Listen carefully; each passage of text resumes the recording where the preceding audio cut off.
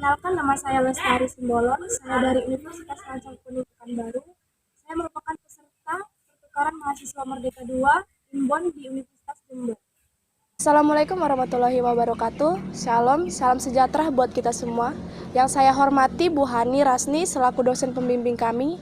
Yang saya hormati Mbak Vira sebagai mentor dan juga teman-teman semua yang saya cintai.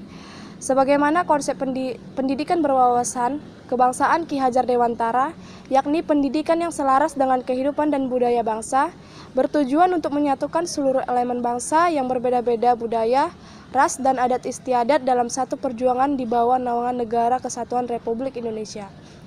Seluruh elemen bangsa harus merasa satu kesatuan dengan bangsa sendiri, rasa satu dalam suka dan duka, rasa satu dalam kehendak menuju kebahagiaan, hidup lahir dan batin, luhur akal budinya, serta membangun anak didik menjadi manusia yang beriman dan bertakwa kepada Tuhan Yang Maha Esa. Rasa satu kesatuan yang dimiliki elemen bangsa akan membentuk bangsa yang bersatu, mampu memperkuat rasa kesatuan, pada akhirnya akan terbentuk masyarakat yang bersatu pula. Indonesia ada sebuah peradaban yang mempesona melalui gagasan negeri yang dibangun dari landasan tradisi dengan konsep negara modern. Indonesia itu hebat, mampu menghasilkan orang-orang terdidik dan tercerahkan. Dan sekarang kita menghadapi arus globalisasi dengan segala bentuk modernisasinya dalam semua aspek kehidupan. Artinya, dalam kondisi seperti sekarang ini, kita harus tetap mewaspadai dan mempersiapkan diri dengan baik terhadap kehadiran kembali penjajahan dalam bentuk yang berbeda bagi rakyat dan bangsa Indonesia. Indonesia Tunggal Ika harus kita kembangkan. Kita seharusnya bisa hidup rukun, damai, penuh toleransi, dan kemajemukan dalam keberbedaan. Karena memang kita dilahirkan menjadi bangsa yang beragam, tetapi dalam perkembangan sejarah banyak keberagaman yang muncul. Tetapi sekali lagi kuncinya yaitu we have to be more united. Kita harus lebih bersatu sebagaimana tercermin di dalam masyarakat daerah istimewa Yogyakarta yang merupakan miniaturnya Indonesia.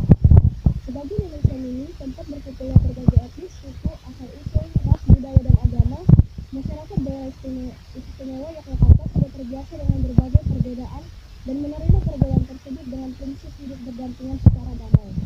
Prinsip ini sudah sejak lama berjalan dengan baik dalam balikan semangat kesatuan yang terekspresikan dalam semboyan Bhinneka Tunggal Ika. Daerah istimewa Yogyakarta atau lebih dikenal dengan Yogyakarta bahkan sudah sejak lama diakui dan dikenal sebagai kota toleran karena kondisi daerahnya yang aman, santun, damai, tentram, dan tertib, disiplin, aman, dan sifat toleransi yang dimiliki masyarakat yang tinggi. Dengan komposisi masyarakat yang beragam kulturnya, Yogyakarta bagaikan dua sisi mata uang. Di satu sisi, bisa menjadikan kekuatan atau potensi bagi pembangunan sosial dan ekonomi. Di sisi lainnya, bisa menjadi pemicu konflik jika tidak ditopang oleh kekuatan modal sosial yang memadai. Namun, hingga saat ini Yogyakarta belum pernah memiliki sejarah konflik yang mengkhawatirkan. Walaupun hal itu tidak berarti Yogyakarta bebas dari kemungkinan terjadinya konflik sosial yang destruktif. Tetap saja Yogyakarta dalam beberapa tahun terakhir ini mengalami perubahan dinamika sosial yang cukup signifikan, sehingga peluang terjadinya konflik pun semakin besar. Dan kita bisa merasakan perubahan-perubahan tersebut, baik perubahan pada dimensi ekonomi, sosial, politik, maupun budaya. Kita semua juga tidak boleh menutup mata, julukan kota toleran bagi Yogyakarta sesekali juga nodai oleh aksi intoleransi yang dilakukan sekelompok oknum masyarakat. Tentunya menyikapi hal tersebut, kita juga harus memberikan perhatian dan tindakan khusus. Karena jika kita melakukan pembiaran akan berakibat terjadi proses radikalisasi. Notabene masih di bawah umur.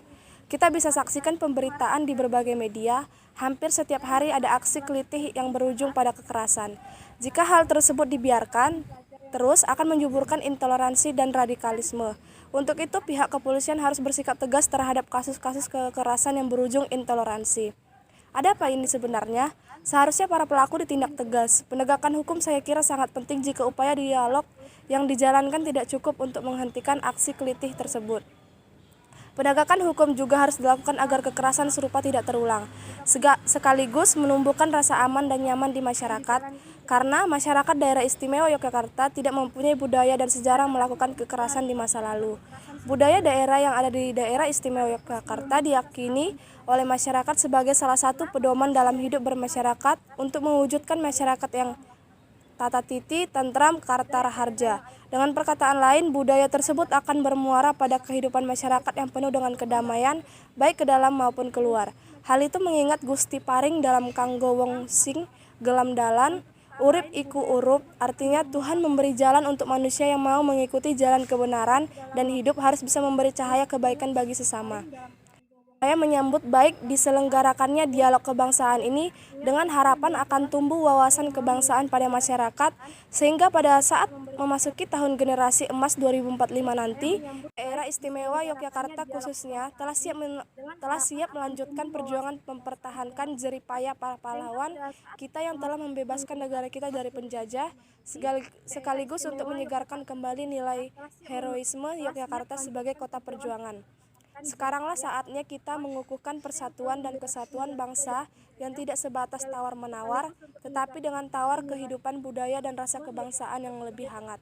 Senantiasa membangun persamaan dan kebersamaan untuk menuju adicita bangsa, bersatu dalam karya, beragam dalam beraktivitas, mengabdi dan berbakti untuk bangsa dan negara.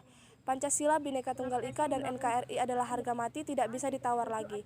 Saya berharap hendaknya dialog kebangsaan ini dapat dijadikan sebagai momentum untuk menyadarkan masyarakat bahwa kekerasan yang berujung pada intoleransi dan radikalisme tidak dapat ditolerir sekecil apapun. Mudah-mudahan momentum ini dapat memotivasi semua untuk memulai melangkah mewujudkan Jogja istimewa yang damai sejahtera. Semua pihak saling menghormati, jadilah masyarakat yang hebat bukan karena bisa berbicara keras, bukan karena mampu menggertak, bukan karena mempunyai otot yang kuat, tetapi masyarakat yang mampu dan sanggup menghadirkan rasa damai, mencintai NKRI, dan lebih jauh lagi bisa merawat persatuan, menghargai keberagaman. Hadirin dan saudara sekalian, saya rasa itu yang bisa saya sampaikan pada kesempatan ini. Selamat dan sukses dialog kebangsaan.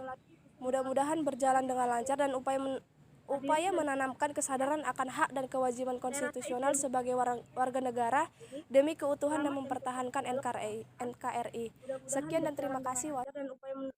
Upaya menanamkan kesadaran akan hak dan kewajiban konstitusional sebagai warga